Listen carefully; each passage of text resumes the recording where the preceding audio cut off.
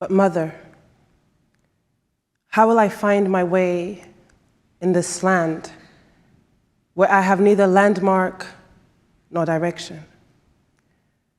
When the wind blows, it does not bring with it the scent of a familiar dish. Instead, this winter creates a cold shiver in my bones, disarming me to the core. Perhaps I must return. Perhaps if I do, I will find ease in the comfort of familiar surroundings. Perhaps it will extinguish the yearning in my soul. For I know not who I am in the absence of the place I have always called home, mother. How must I find my way in the unknown? My child, have you ever noticed the chameleon? Have you watched the way he visually assimilates to his environment? When he rises at dawn, does he complain that the fog comes with humidifying drops? Or does he embrace the fresh breeze of a new day? Does he complain that the texture of his scales do not match the petals of an exotic flower? Or does he find a way to blend in, forgetting everything that takes him away from the other, embracing everything that brings him closer? You, my darling, must be just like the chameleon, who finds a way to make a home out of the unknown, who strives despite new horizons. Like the chameleon, you must be wise, using the multicolored palette within to blend in. With wisdom, you will grasp that every situation requires a different shade of you. You will not lose yourself by adapting to the new. Instead, you will learn to find comfort in the art of transformation, my child. You must always remember to be just like the chameleon, brave and true, forever making a home out of the unknown. When I moved from Switzerland to the United States, I found myself at a crossroad of uncertainty. I was extremely excited about my new journey, but simultaneously, I was a stranger in a land far away from where I'd once called my home. In the midst of this uncertainty, I embarked on a journey that would eventually teach me 3 major lessons. Number 1, you must learn the language. Now, what do I mean by that? We all know the importance of learning a language within its grammatical nuances. Speaking to someone in their native tongue creates a bridge, transforming you from an outsider into an insider.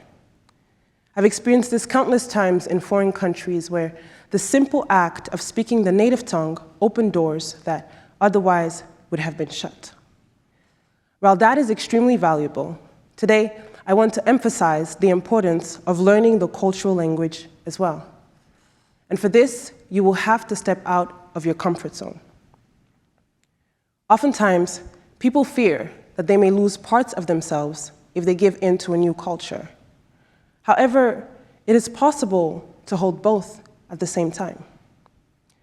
Learning the cultural language is a gateway that enables us to empathize and connect with others on a much deeper level. You must first learn the other before understanding how to relate to the other. Which brings me to my second point. Find the common denominator. Adaptability, I learned, is not about losing oneself, but about finding the common ground that unites us. The chameleon never loses touch of his true self.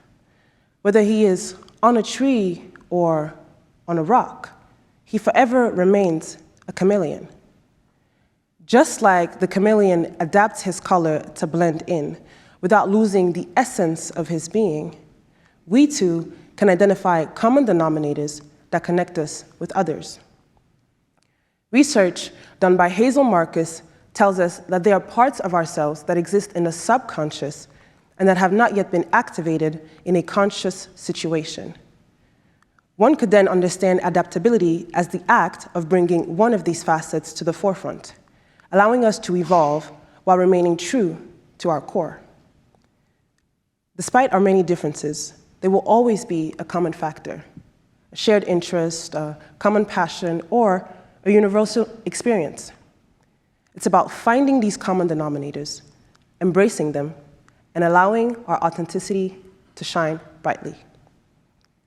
Number 3, when change comes, accept it. As human beings, our identity is constructed by internal and external factors. Identity paralysis comes when we find ourselves in a new stage or a new place and are unable to replicate the elements that for so long formed our sense of self. So physically, we have transitioned, but mentally, we are stuck. This paralysis happens beyond when moving to a new location. I experienced it when I transitioned from being an athlete my whole life to suddenly not being one anymore. I went from practicing multiple times a day, playing at the Division I level, to having to find myself outside of that routine. This shift came as an immense sense of loss, and I felt disconnected from the person I had always been. An article published by the Harvard Business Review states that it is not who we used to be that we mourn the most, but the emotions attached to our previous selves. When transitioning from one stage to another, it's important to note that those emotions can be replicated. Mourning the past can also be looking forward to the day those emotions will come again, perhaps in a different form or under a different gaze. So, when change comes, accept it. You will not gain freedom by holding on to an expired version of yourself. Remember the chameleon, who always finds a way to make a home out of the unknown. Thank you.